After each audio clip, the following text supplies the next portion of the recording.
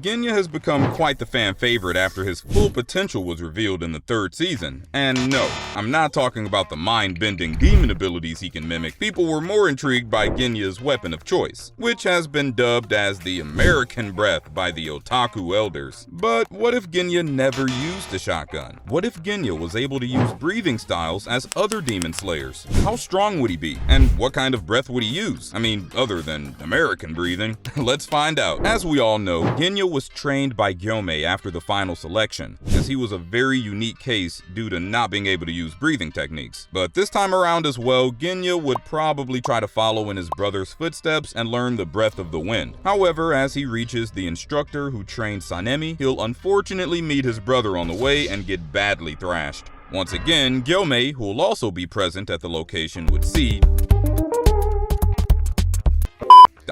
hear this conundrum and decide to take on Genya as a student. After 2 years, Genya, who would have trained vigorously under the Stone Hashira, will enter the final selection along with the Kamaboko squad. But there will be a major change in his fighting style this time around. Instead of relying solely on his demon-eating abilities and the Amida Sutra, he'll be equipped with a long-hafted double-bit axe. He'll rage through Mount Fujikasane and tear through the demons like a plague. On his way to the foot of the mountain, he'll encounter Tanjiro battling the Hand Demon. But before he could intrude in the fight and give Tanjiro a helping hand, Tanjiro will decapitate the demon, resulting in a pretty awkward stare down between 3 heads.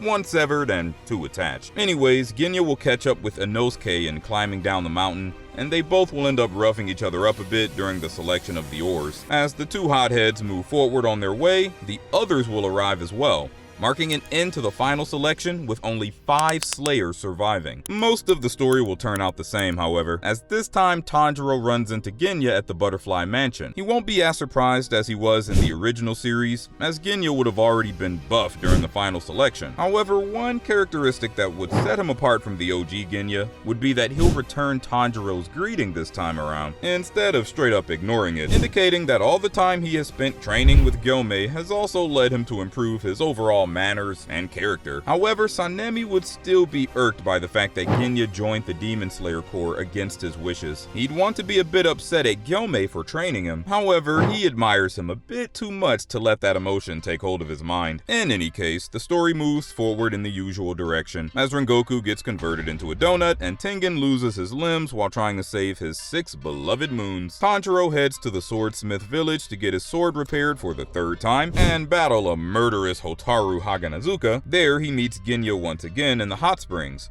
where they actually end up engaging in a conversation rather than Genya blowing Tanjiro's hopes up. Later that same night, Tanjiro goes to look for Genya and tracks him down in his room. He asks him about him refusing to eat the food that the swordsmiths prepared, but he gives no heed to Tanjiro's question while perpetually facing the wall. When Tanjiro starts pressing his questions more aggressively while also mentioning Sanemi, Genya finally turns back and takes a long pause. While glancing at Tanjiro's face, he finally breaks his silence and states that Tanjiro reminds him of his siblings. Tanjiro was taken aback, but before he could reply, Genya added that before the tragedy of demons struck their struggling but happy family, the relationship between him and his elder brother was very cheerful. His father was a drunkard who created a nuisance in the family and often hit the kids, but his mother protected them with her own body, getting beat up in their stead. Even after going through all these hardships, the 7 siblings lived happily long after the demise of their abusive father. However, one fateful night, his mother failed to reach home after dark, making Sanemi and the others worry. Sanemi went to look for her, leaving behind his siblings as sitting ducks, waiting to be ambushed by their mother, who had turned into a demon. Sanemi arrives to save his siblings, and after a bloody bout that lasted the whole of dawn, he's only able to save Genya. Tanjiro's eyes fill with tears as he listens to Genya's story. However, instead of breaking his spirit, the story ends up making Tanjiro even more devoted to ending the Demon Lord and all his petty minions. Tanjiro leaves the room to go to sleep in his quarters, only to be disturbed once again by Muichiro. As they talk, the gate to the room suddenly opens, and much to the Slayer's dismay, they witness the disgusting face of Gyoko entering the room. Muichiro immediately picks up his sword,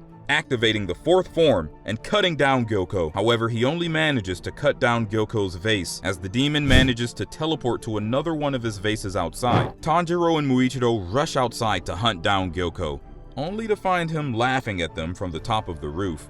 Muichido's face suddenly changes as he gives off a smirk and comments on Gyoko's disfigured face, which angers him. Muichido then goes on to roast Gyoko a bit more, confusing Tanjiro, who's ready to attack. Suddenly, Genya appears out of nowhere behind Gyoko and manages to inflict a nasty cut on his neck. However, he fails to behead him. Genya stomps over the vase, prompting Gyoko to appear out of another vase kept on a tree. Muichiro notices that there are only 3 vases near them, and the next time Gyoko teleports, he's sure to erupt out of one of them. A fight erupts, where Muichiro takes the front seat and leads the assault on Gyoko. However, it was only a ruse to notify Genya and Tanjiro of his plan. The battle drags on, and as Gyoko once again dives back into his pot, the 3 swordsmen rush towards each one of the vases in order to behead Gyoko. However, much to their dismay, Gyoko appears from none of them. Inside the inn, Gyoko appears out of the vase in which he initially infiltrated the room, only to take another step towards his end. Meanwhile, Mitsuri, who has already dealt with the fish demons in the village, gets cornered by the 4 clones of Hantengu. Her versatile sword, however, forces Sekido, the thunder clone, to merge with the others and create Zohakuten. Mitsuri starts getting desperate in her fight against Zohakuten,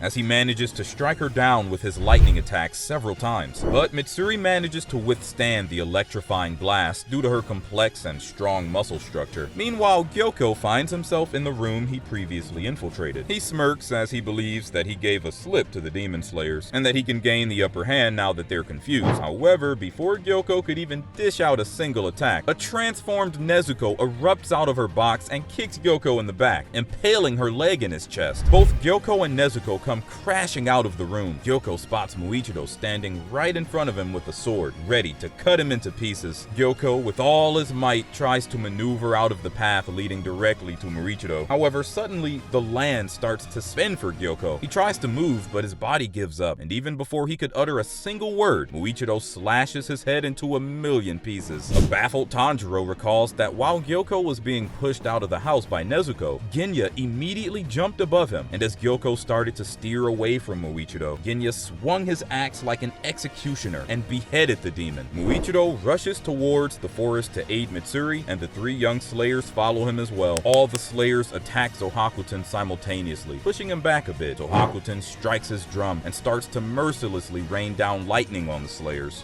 which they're barely able to avoid. Mitsuri starts collapsing from exhaustion. However, her past and her relationship with her mentor Rengoku come rushing back to her brain, reminding her of how much the Slayers have sacrificed to get to this point. She grips her sword with renewed strength and directs her whip-like katana toward Zohakuten. While Zohakuten is busy fending off Tanjiro and the others, Mitsuri engages and attacks, wrapping her sword around Zohakuten's torso. Muichiro rushes to behead the upper demon. However, he gets blasted back into the forest by Zohakuten's supersonic scream. Zohakuten then directs his mouth towards Mitsuri to kill her and break free. However, before he's able to release the attack, Tanjiro appears behind him and cuts off his head. Zohakuten's head rolls off into the forest, destroying the trees due to the release of his supersonic scream. The Slayers huddle up to celebrate their victory. However, suddenly a wooden dragon rises from the ground and slams onto the ignorant Slayers. Zohakuten's body goes off into the forest to retrieve its head, while it's revealed that Muichiro came in clutch and pushed everyone out of the way before they got squashed. Mitsuri reveals that the demon fights using clones, and Tanjiro immediately correlates the information to his fight in the entertainment district. He takes a deep breath and concludes that there is another demon hiding in the forest, which should be decapitated along with Zohakuten in order to truly kill them. Tanjiro and Nezuko go after the small body of Hantengu, while the others hold back Zohakuten. Tanjiro struggles to catch up with Hantengu, but with the help of his sister, who pushes him forward using her demonic strength, he catches up to Hantengu and starts running his blade through his neck. Suddenly, Hantengu starts growing bigger and turns back to attack Tanjiro. He tries to squish Tanjiro's head using the force of his grip. However, Nezuko stops him before he could get hold of Tanjiro. Tanjiro realizes that the body he's fighting is not Hantengu, and with the help of his keen sense of smell, he locates the real Hantengu in the demon's heart. He pierces his chest using his sword, and with that attack, he successfully beheads the Upper Moon 4, making Zohakuten fade away in dust.